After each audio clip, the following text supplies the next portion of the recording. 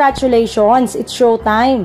So far, hindi nagda-translate sa numero sa ratings game ang coordinated at well-orchestrated demolition job laban kay Vice Ganda at sa It's Showtime dahil namamayagpag pa rin ito.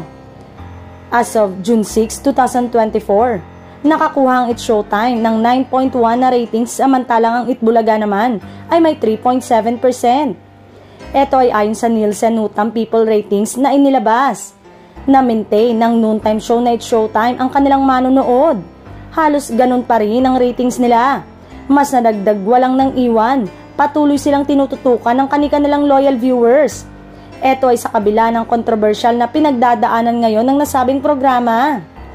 Mas mataas na talaga ang televiewers sa GMA7 pa lang at dagdagan pa ito ng sa GTV, A to Z at meron pa sa Kapamilya Channel. Kaya naman, lubos ang pasasalamat ng GMA Network sa kanilang Facebook page para sa suportang ibinigay ng madlang kapuso sa It's Showtime.